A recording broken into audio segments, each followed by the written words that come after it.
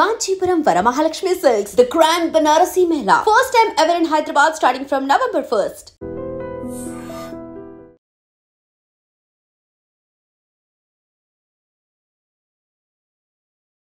నమస్తే welcome to iDream media. నేను మీ రొద్దం శ్రీనివాస్. ఇవాల్టి మన స్పెషల్ గెస్ట్ గోనె ప్రకాష్ రావు గారు. ఆయన మాజీ ఎమ్మెల్యే, మాజీ ఆర్టీసీ చైర్మన్, అదేవిధంగా ప్రముఖ రాజకీయ విశ్లేషకులు. ఆయన ఇవాళ మన స్టూడియోలో ఉన్నారు. ఆయనతో మాట్లాడదాం. రకరకాల రాజకీయ అంశాల మీద, హాట్ టాపిక్స్ మీద ఇవాళ ఆయనతో మనం చర్చించబోతున్నాం. నమస్తే సార్. నమస్కారం సార్, మొన్న 9th రోజు సీఎం రేవంత్ రెడ్డి గారు మీట్ ద ప్రెస్లో ఒక మాట అన్నారు. 2029 జూన్ వరకు ఎన్నికలు జరగవు, కాబట్టి కాంగ్రెస్ పార్టీ అప్పటి వరకు అధికారంలో ఉంటుంది, మీరు ఎవరు ఏం వరీ కావద్దండి అని ఆయన అన్నారు. అదేవిధంగా జమిలీ ఎన్నికల కోసం ఇది ఎక్స్టెండ్ అవుతుంది, ఒక 8 months పవర్ అనేది కూడా చెప్పారు. నిజంగా అట్లాంటి వెసులుబాటు ఉంటుందా? ఆయన చెప్పింది 2028 డిసెంబర్లో జరగాల. లోక్సభ వచ్చి 6 నెలల తర్వాత. అది కేసీఆర్ గారు 19లో బదులు 18లో చేసిన కనుక ఆ గ్యాప్ వచ్చింది. లేకపోతే ఇక్కడ యునానిమిటీ వస్తుండే. 52, 57, 1952, 52, 57, 62, 67 వరకు యునానిమిటీ ఉంది. బట్ ఇందిరాగాంధీ గారు ఎమర్జెన్సీలో 6 years టర్మ్ చేయడంలో 71 వరకు ఎన్నికలు ముందస్తు పోయారు. పార్టీని స్ప్లిట్ చేసి నీలం సంజీవ్ రెడ్డి గారిని ఓడించి కాడేర్ల నుంచి ఆవుదూడైంది. అప్పుడు ఒక 1 year బిఫోర్ చేసింది. దేశంలో మధ్యంతర అంటే ముందస్తు ఎన్నిక స్నాప్ పోల్ చేసింది. మధ్యంతరం అంటే more than 2 years ఉంటాయి.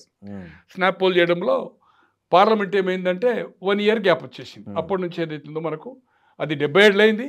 6 ఏళ్ళు ఎక్స్టెండ్ చేసింది కనుక అప్పుడు ఎమర్జెన్సీలో అది 77, మనది 72 అసెంబ్లీ అయింది కనుక 78. 83లో మళ్ళీ కలిసి రాదా.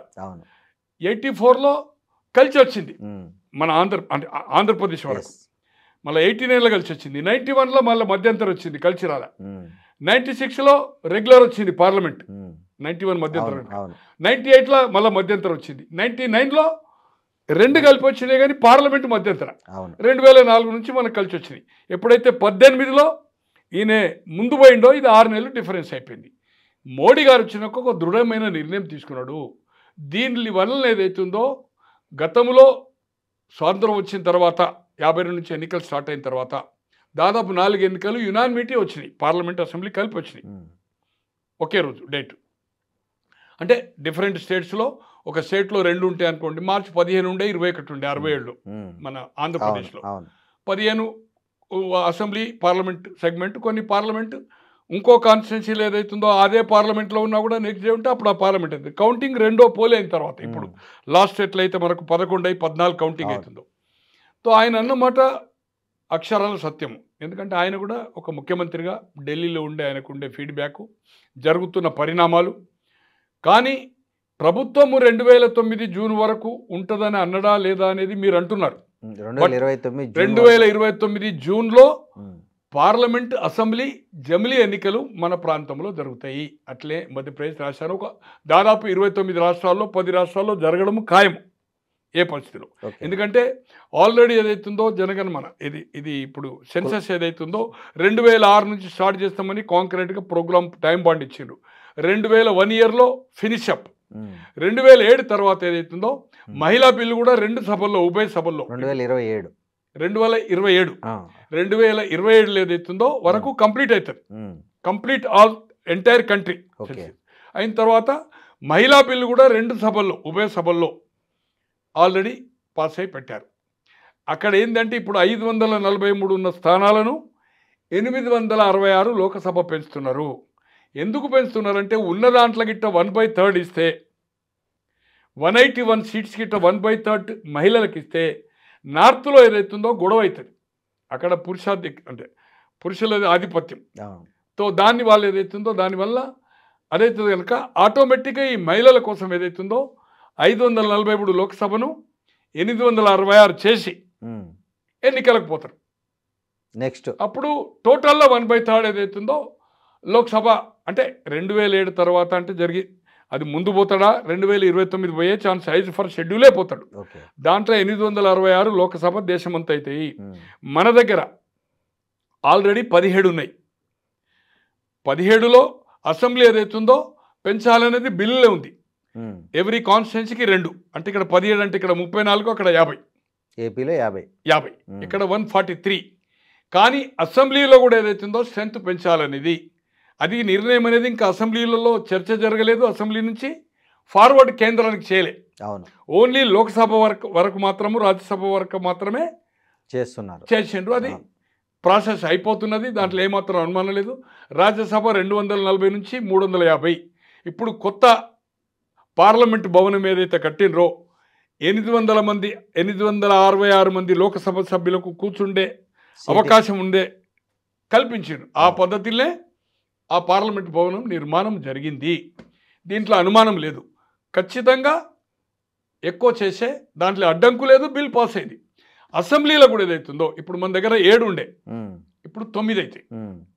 5 ఫర్గా 34 పెడితే కనుక అసెంబ్లీ కూడా ఏదైతుందో పెరిగే ఛాన్స్ ఉంది. లోకసభ పెరిగితే కనుక, లోక్సభ మహిళా పెరిగితే కనుక ఆటోమేటిక్ ఏదైతుందో ఇది కూడా పెరుగుతుంది. మహిళ అన్నప్పుడు రిషఫల్ అవుతుంది, డిలిమిటేషన్ అవుతుంది. జెంట్స్ కావచ్చు, కొత్తగా కాన్స్టిట్యున్సీలో జెంట్స్ జరగవచ్చు. ఎస్సీలో కూడా చేంజ్ అవుతుంది. గతంలో 57లో డిలిమిటేషన్ అయిందంటే 67లో అయింది, 77లో అయింది. 77 తర్వాత డిలిమిటేషన్ 2009లో అయింది. 2009 తర్వాత ఇప్పుడు జరగలే. ఎప్పుడు జరుగుతుంది ఇది కంప్లీట్? ఈ సెన్సస్ జనగణ కులగణ అయిన తర్వాత, కంప్లీట్ అయిన తర్వాత అక్యురేట్గా ఏదైతుందో మళ్ళీ అవుతుంది. అప్పుడు గతంలో చట్టం అయితే 10 సంవత్సరాలకు ఒకసారి డిలిమిటేషన్ అనేది ఉండే. ఇప్పుడు ఆ చట్టము 20 ఏళ్ళకు చేస్తారా అది చెప్పలేము, వి కాంట్ సే. బట్ ఖచ్చితంగా మళ్ళీ ఏదైతుందో అసెంబ్లీ కానీ లోక్సభ కానీ జరుగుతాయి. లోకసభ స్థానాలు కూడా 17 కంటే పెరుగుతాయి. అక్కడ 866 అయితే కనుక రాజ్యసభ కూడా 240 నుంచి 350 అయితే కనుక రాజ్యసభ 7కు పెరిగే అవకాశం ఉంది. అసెంబ్లీ ఏదైతుందో ఐజ్ ఫర్ బిల్ విభజన బిల్లు ప్రకారము 42 + 2 84 సీట్లు. అక్కడ 50, ఇక్కడ 34.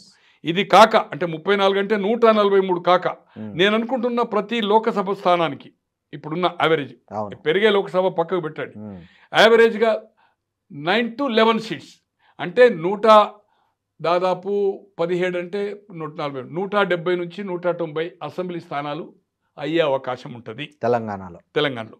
పార్లమెంట్ కూడా ఆ రేషియో ప్రకారం కూడా పార్లమెంట్ పెరుగుతాయి, దాంట్లో అనుమానం లేదు. కానీ ప్రభుత్వం అనేది కరెక్ట్గా డిసెంబర్ 9 వరకే, ఆ లోపల 5 ఏళ్ళ టర్మ్ ఇది. 5 ఏళ్ళకి ఎక్స్టెన్షన్ చేయాలంటే అక్కడ పార్లమెంట్లో రాజ్యసభలో చేయాలి. ఎమర్జెన్సీలో ఎలాగైతే ఇందాక చేద్దాం కాన్స్టిట్యూషన్లో, అది ఇప్పుడు చేయొచ్చునా లేదా అనేది వి కాంట్ సే. బట్ ఈ 2-3 రాష్ట్రాల కోసం, మధ్యప్రదేశ్, ఛత్తీస్గఢ్, దీనికోసం 3 రాష్ట్రాల కోసం చేయరు. వీటిని ఏదైతుందో ప్రెసిడెంట్ రూల్ పెట్టే అవకాశం, ఆ 6 నెలలు రాష్ట్రపతి పరిపాలన పెట్టి పార్లమెంట్తో పాటుగా ఈ 3 రాష్ట్రాలుగా ఇంకా కొన్ని ముందుకు తెచ్చి, వాళ్ళ బీజేపీ రాష్ట్రాలు ఉన్నాయి కనుక 6 నెలల తర్వాత ఉన్నాయి, వాటిని ముందుకు తెచ్చి ఏదైతుందో దాదాపు 29 రాష్ట్రాల అబౌట్ 10 నుంచి ఏదైతుందో 13-14 రాష్ట్రాలు, ఒక 50% రాష్ట్రాలు ఏదైతుందో కంబైన్డ్ లోక్సభతో వస్తాయి. ఇది 34 వరకు ఉంటుంది. 34 వరకు ఏమవుతుందంటే మళ్ళీ అన్ని 29 రాష్ట్రాలు కూడా ఎవరు అధికారంలో ఉన్నా అటువంటి వాతావరణాన్ని క్రియేట్ చేస్తుంది గవర్నమెంట్, ఒక బైలా చేస్తుంది. 2034వ సంవత్సరంలో ఎంటైర్ కంట్రీలో గతంలో 52, 57, 62, 67 వరకు అయితే కలిపి ఎన్నికలు వచ్చినాయో మెజార్టీ స్టేట్ 1-2 రాష్ట్రాలు తప్పితే, ఒక యూపీ, బీహార్, బెంగాల్లో పడిపోయినాయి తప్పితే మేజర్ స్టేట్స్ ఏదైతుందో దాదాపు 17-18 రాష్ట్రాలు, అప్పుడంతా 21, 22 ఉండే కదా మేజర్, 1-2 రాష్ట్రాలు తప్పితే అన్ని లోక్సభ అసెంబ్లీ కలిసి వస్తుండే. ఆ పద్ధతి ఉంటే ప్రభుత్వ అంటే ప్రజాధనము వేస్ట్ కాదు, వేల కోట్ల రూపాయలు దీని మీద ఎక్స్పెండిచర్ అవుతుంది, ఒక కాంక్రీట్గా ఉన్నాడు. దాంట్లో రాజకీయ ప్రయోజనాలు కూడా వచ్చు, ఒకసారి వచ్చేది ఉంటే మనకు అడ్వాంటేజ్ అనేది కూడా ఉండొచ్చు. మహిళా దాంతో కూడా ఏదైతుందో ఖచ్చితంగా ఏం అడ్డంకులు లేవు. ఖచ్చితంగా రాబోయే ఎన్నిక ఏదైతుందో రేవంత్ రెడ్డి గారు చెప్పినట్టుగా ఊహాగానాలున్నట్టు జమిలీ ఎన్నికలు మన రాష్ట్రంలో కంపల్సరీ 2029 జూన్లో అవుతుంది. డిసెంబర్ నుంచి జూన్ వరకు ఏ పరిస్థితిలో ఈ ప్రభుత్వం కంటిన్యూ ఉండదు, రాష్ట్రపతి పరిపాలన పెట్టడం జరుగుతుంది. ఇంకేదన్నా ఉంటే మధ్యప్రదేశ్, ఛత్తీస్గఢ్ కూడా సేమ్ పీరియడ్లో ఉంది, ఒక 15 రోజులు 20 రోజులు అటు ఇటు. ఇంకేదన్నా 3-4 రాష్ట్రాలనేమో నేను నాకు కరెక్ట్గా గుర్తులేదు. బట్ మినిమం ఏదైతుందో 10 నుంచి ఒక 13-14 రాష్ట్రాల్లో లోక్సభ, అసెంబ్లీ మనది కూడా ఏదైతుందో రేవంత్ రెడ్డి గారు చెప్పినట్టుగా ఖచ్చితంగా మహిళా స్థానాలు అసెంబ్లీలో పెరుగుతాయి, లోక్సభ 17కు పెరుగుతాయి, తర్వాత అసెంబ్లీలో కూడా మహిళాది వస్తుంది. కానీ నాకు తెలిసిన సమాచారం ఏంటంటే ప్రతి రాష్ట్రంలో ఒక ఒపీనియన్ ఇస్తారు మీకు. అక్కడేమో కాంక్రీట్గా ఒక నిర్ణయం జరిగింది, అది బిల్ పాస్ అయింది. ఇక్కడ 10%, 15% ఉన్న స్ట్రెంత్లో ఎంత అనేది యునానిమిటీ చేసేది అవుతుందో అన్ని రాష్ట్రాలకి ఏదైతుందో 1/3 సీటు అంటే మన దగ్గర సపోజ్ ఇది ఈ గతంలో డిలిమిటేషన్ అయిన ప్రకారం అయితే మనకు 143 కావాలి. 1/3 అనుకోండి. 1/3 అంటే ఏదైతుందో 90, 50, 15, 30, 45 దాదాపు అంటే 190 వరకు పోయే అవకాశం ఉంది. అసెంబ్లీ స్థానాలు పెడతాయి.